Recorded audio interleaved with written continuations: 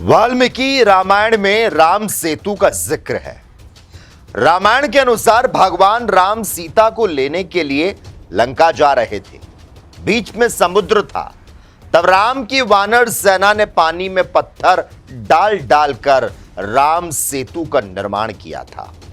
राम सेतु अब सर्वमान्य हो चुका है। राम सेतु के अस्तित्व पर वैज्ञानिक खोज से नए तथ्य सामने आए। हाल ही में प्रधानमंत्री मोदी ने उड़ते विमान में राम सेतु के दर्शन किए। पीएम मोदी ने श्रीलंका से लौटते वक्त राम सेतु को नमन किया। यहां तक कि जो श्रीलंका एक जमाने में किसी रावण के अस्तित्व को स्वीकार नहीं करता था, लेकिन अब राम और रावण की संपूर्ण गाथा को प्रमाणित करार दे चुका है। यही नहीं, श्रीलंका ने अशोक वाटिका और रावण से जुड़े सभी स्थल खोज निकाले हैं।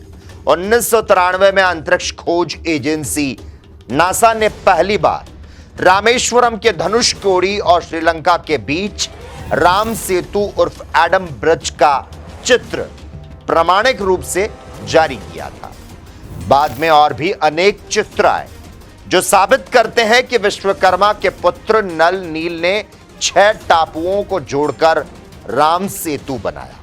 अब तो भारतीय समुद्र विज्ञान शाखा ने भारत और श्रीलंका के बीच स्थित उन 9 द्वीपों को मान्यता दे दी है जहां समुद्र बड़ा छिछला है और पानी बेहद कम है। राम सेतु से गुजरकर भगवान राम की सेना लंका पहुंची और रावण को परास्त किया। जो कथा घर घर पढ़ी और सुनी जाती है वो पूरी तरह से प्रमाणित हो चुकी है और विज्ञान भी उन्हें मानता है। लेकिन बात करते हैं साल 2007 की, जब उस समय यूपीए सरकार सेतु समुद्रम शिपिंग कैनाल प्रोजेक्ट पास करने के चक्कर में थी। लेकिन बीजेपी इसका विरोध कर रही थी क्योंकि इस परियोजना के तहत बड़े जहाजों के परिवहन के लिए नया रास्ता बताया जाना था जो राम सेतु से होकर गुजरता और इसके लिए राम सेतु को तोड़ना पड़ता। लेकिन राम सेतु की पुरानी मान्यताओं के कारण बीजेपी ने सेतु समुद्रम शिपिंग कैनाल प्रोजेक्ट का विरोध किया और प्रोजेक्ट का विरोध करने पर फिर मामला सुप्रीम कोर्ट पहुंचा। 2008 में यूपीए सरकार की ओर से सुप्रीम कोर्ट में एक हलफनामा दाखिल कर राम सेतु को काल्पनिक करार देते हुए कहा गया कि वहां तो कोई पुल है ही नहीं। यह स्ट्रक्चर तो किसी इंसान ने नहीं बनाया, यह किसी सुपर पावर से बना होगा और फिर खुद ही नष्ट हो गया। कांग्रेस द्वारा दाखिल किए गए इस हलफनामे का खूब विरोध हुआ, जिसके बाद कांग्रेस ने इसे वापस लिया और कहा वह सभी धर्मों का सम्मान करती है। यूपीए सरकार के दौरान जब सोनिया गांधी यूपीए की चेयरपर्सन थी और मनमोहन सिंह प्रधानमंत्री थे, तब उनके द्वारा सुप्रीम कोर्ट में दिया गया हलफनामा आपको याद दिला दूं। कपिल सिब्बल के माध्यम से हलफनामे में साफ कहा गया था कि भगवान राम और राम सेतु दोनों काल्पनिक है। राम का कोई अस्तित्व भारत में नहीं है। आपको यह भी याद दिला दूं कि पिछले साल सोनिया गांधी, राहुल गांधी राम मंदिर से न्योता मिलने के बावजूद भी अयोध्या क्यों नहीं गए? कैसे जाते बेचारे? जब राम के अस्तित्व को नकार चुके थे तो अयोध्या में देश भर से आए अतिथियों को कैसे मुंह दिखाते?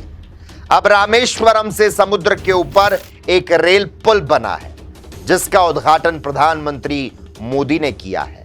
बेहद सुखद सूचना है कि समुद्री रेल सेतु का विस्तार धनुषकोडी तक किया जाएगा जहां से राम सेतु प्रारंभ होता है। जाहिर है कुछ सालों के बाद राम की कृपा से नल, नील, हनुमान, अंगद, सुग्रीव द्वारा बनाए गए राम सेतु को पूरा संसार अपनी आंखों से साकार देख सकेगा।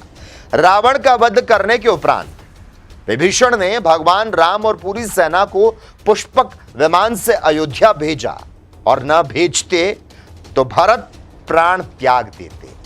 सीता जी ने विमान उड़ने पर राम से कहा, सबने वो सेतु देखा, अब मुझे भी देखना है। पुष्पक क्योंकि इच्छा शक्ति से चलने वाला जीवंत विमान था। ऐसे में सीता मैया का मन भांप कर पल भर में पुष्पक राम सेतु के ऊपर से उड़ने लगा। मां जानकी ने पुल को प्रणाम किया और वही अलभ्य राम सेतु कुछ सालों के बाद सबके करीब हो जाएगा। समय बदल रहा है, पुरातन का अभ्युदय हो रहा है।